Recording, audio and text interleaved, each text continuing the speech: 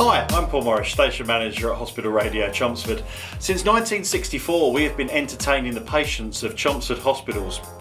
Stand by your beds. And welcome back to Big John's Saturday morning breakfast show. Sadly, it's the final hour. The good news is we've still got bundles of fun and great music to get through before 10. In tonight's programme, oh yes, we got a bit of rock and roll, some of that, yeah. Some lovely pop ballads, but it's mainly just good old-fashioned nostalgia. Mustang Ridge from While I'm Living came out in 2019. I tell you what, she's got a hell of a voice, hasn't she? Tanya Tucker. She doesn't sound any different from when she was 13. So I reckon she must have been smoking at least 50 a day when she was 13. But great singer, Tanya Tucker. She was actually my favourite female country artist up until I discovered Patti Loveless, and Martina McBride and Miranda Lambert. They're all just so good. Just a little bit of Marty on a Saturday morning is just enough to get you through the morning, that's all I'm saying. You can't beat the original Wet, Wet, Wet. They were huge in the 80s, weren't they? Yeah, absolutely brilliant. And one of my all-time favourites. Saw them loads of times in concert and, just love it. Brilliant. What's great as well is that during that song, we actually had a phone call from one of the patients in Broomfield Hospital who loves Wet, Wet, Wet. So there you go. Great taste. Our job is done on a Saturday morning. Yep, that's it. If you make one person smile, that's all you need to do. That's what we're here for. I better start straight away because last week it was Janet's birthday and we forgot, didn't we, Doug? So he's asked me to play this for her. An oldie but goodie, a rave from the grave, a prehistoric frolic from Eddie Cochran. Come on, everybody. In 2004, we relocated our entire broadcast operation to Broomfield Hospital. Since then, we have been providing patients with live broadcasts from our studios based in the West Wing at Broomfield. And truly supporting them as their own dedicated radio station. Be talking to David, Sustainability Project Coordinator. I'm getting good at reading out his title there in a few moments' time. But it's competition time. And after 8, we'll have a look at your astrology for the weekend as well. It's all coming up. Right now, 3 songs from 1902. However, upon the large-scale outbreak of COVID-19 last March, it was clear that we would not be able to broadcast from the hospital for the foreseeable future. The wing that we're situated in was converted into the COVID wing, treating all the patients for the Mid-Essex area. Broadcasting from home wasn't an option for most of our members and presenters, as they wouldn't possess the means to do it. Had I been 30 or 40 years younger, I may have invested in it, but no, I haven't got that facility. So when we first locked down, I didn't come anywhere near here for probably a couple of months. Initially, we worked our systems at Broomfield Hospital remotely and invited as many presenters as possible to pre-record their shows at home. When I record from home, I use half an hour to set up a playlist, and then after that spend 2 to 3 hours researching and prepping a script. Fortunately, in terms of recording, this room is based in the attic, and with all the books I've got in here, provides some half-decent sound insulation. And then the final aspect of recording from home is to mix down your program.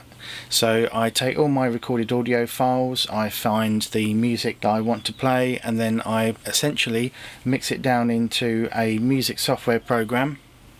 So all in all, I'd say recording from home takes me about at least a day's work, and that's just for a 1 hour program.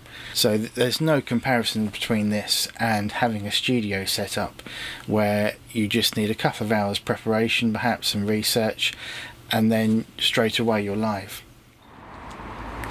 As the outbreak continued, it was clear Hospital Radio Chelmsford needed a new base for the duration of the pandemic.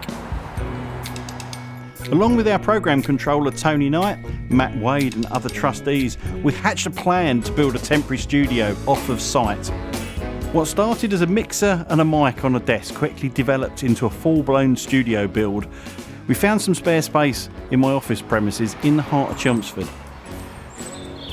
Studio 3's broadcast equipment was removed and swiftly installed into the new location, along with building walls, hanging doors, fitting a suspended ceiling, laying carpet and painting. The project from start to finish was 3.5 weeks. Conveying the mass of equipment, materials and items across the city into its new location was a tremendous undertaking.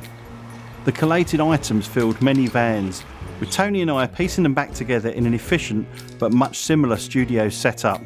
The operation of it is very, very similar, and one visit to the studio and I was ready to do it on my own. So very, very much in line with what we had before. The facilities are very similar. I mean, obviously we're using all the same equipment. It's very easy, very user friendly, and I hope that new members to the station will embrace the new studios here. There was also the logistics of setting up the studio environment within an existing business, a busy garage with many retail customers and lots of comings and goings.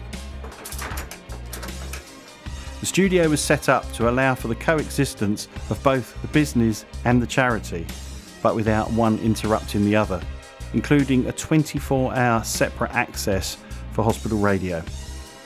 We have maintained a broadcast link back to Hospidia within Broomfield Hospital, so patients can continue to hear us and contact us via a new telephone link, so they can continue to take part in our live shows.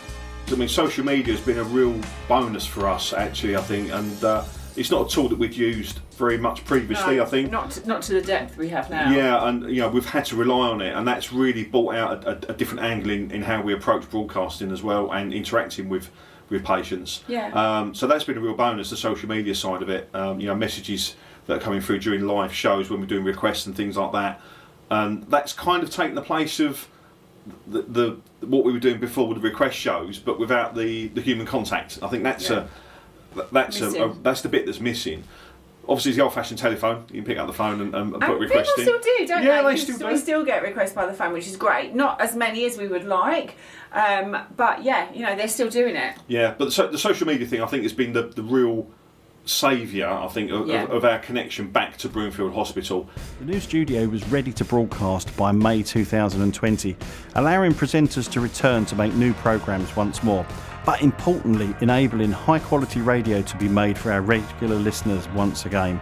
New work is going to be starting on a bridge in Chelmsford over the River Chelmer. That's starting in 2022. Also, one of my favourite subjects, we're going to be talking about photography, not just any old photography, but photography in Essex. This is a fantastic facility, and thank goodness we have it. I think the team here have done an incredible job of keeping it going, banging it all together, clearing out the hospital. Yes. And plugging everything back together again. I don't know how you make it all work, but it's amazing. It's incredible. We had no option really but to build what we have here, and it is a slightly different setup. But I think the transition has been quite smooth, really, Sam, isn't it? Yeah, I think so. Yeah. Social distancing and regular sanitisation help to maintain a safe working space for our volunteers. But I feel quite safe because we use the back door. We're here on our own. We're not involved with anybody. We're socially distancing, and the equipment is sponged down very well every day, if not more. In less than 2 months, Hospital Radio Chelmsford have battled the odds and near extinction to create a fully functioning, safe operational site away from the hospital. One of the first hospital radio stations in the country to do this. It's all to keep doing what we do best, to provide free, local 24-hour music and entertainment for both hospital patients and self-care patients at home. Well, I recorded at home before, produced all my material from home, but it's very nice to be back in a purpose-built studio and continuing broadcasting to the patients of Broomfield.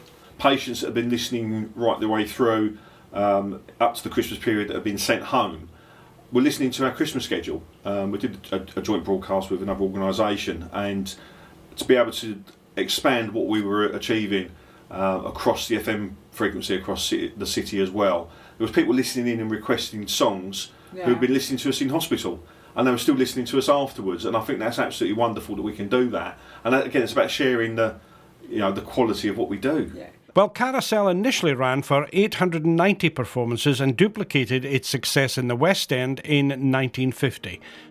Even more of a shock was the later decision by the Mid-Essex Hospitals Trust in November to give us 21 days notice to remove our studios permanently from the site, to build an earlier planned cancer treatment unit within the area we occupied. Once again we mobilised, removed all our equipment from Broomfield, and this is now stored for future use. For the first time in 56 years, the radio station does not have studios within a hospital. Obviously, when the COVID came into play and we were told we couldn't go to the studio, that's almost one emotion, because you're told that you can't go and do something. But there's always, that hope you'll get back there at some stage. Whereas then to be told, actually, you can't come back here ever, is a completely different ball game. And it is. You've got memories there. You've got loads of times that you've done stuff there. And that is a different emotion completely. And that was very difficult, I think, for a lot of people. I was really sad. It's been a roller coaster, isn't it? Yeah. We've coming out of there, being able to broadcast from here temporarily. But as you say, to then actually not being able to go back to what we knew, that's a whole different raft of emotions. And it's been challenging. I miss the camaraderie though that we had before, because obviously we were only allowed one person in the studio at a time, whereas in the studio in the hospital there were a number of people not necessarily involved in the programme, but they would be in the studio preparing or doing some other sort of work in the studio, and I sort of miss not being able to bump into them. Stripping out the studio was difficult indeed, but we managed to salvage as much as we could. We continue to expand our current operations with regular improvements, including constructing a second studio with some of the removed kit to increase our broadcast capabilities. Going forward, we seek to return to Broomfield Hospital as soon as possible. Negotiations continue with the Trust to find new suitable space on the hospital estate. Well, I can't believe it. 2 hours have flown by.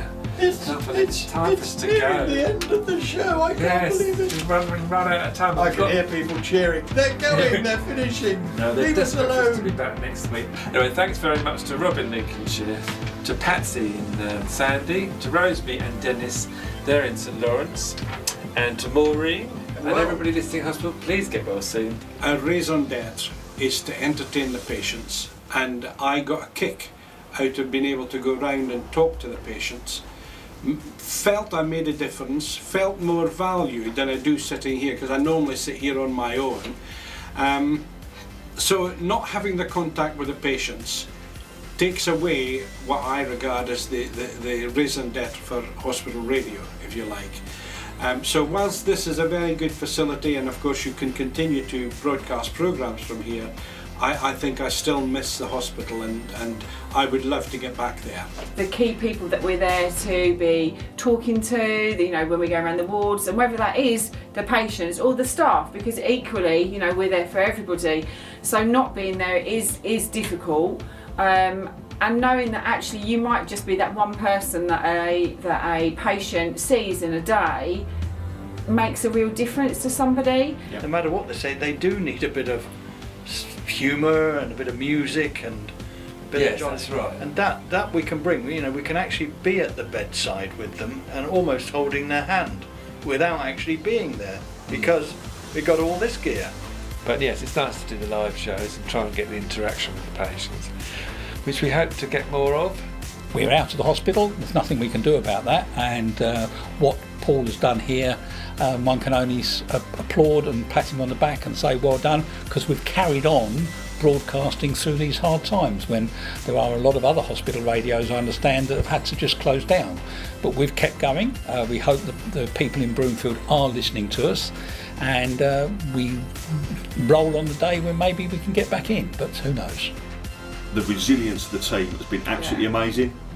Yeah. Everything that's been thrown at them from all different angles. Obviously we've got some members that are isolated due to their age and various things, just risen to the challenges. And it's been absolutely amazing to see. It really is. And I think that just shows the strength of what we've got as a service. Yeah, I think you're absolutely right, because we have had people that, as I say, go absolutely above and beyond. So this has allowed us to actually get those people back into the studio to do something, and actually you still get that energy from broadcasting to others type of thing. Oh, come on. Yeah. What's not to like here? Yeah. What is not to like about this place? It is, albeit it's temporary, it's a great place to just come and spend an hour or two playing some great tunes, speak to patients, speak to listeners, and just feel like you're actually trying to achieve something. And without this, we would have been in a very different situation. We've made the best of it, and I think we've made a jolly good job of it, to be honest.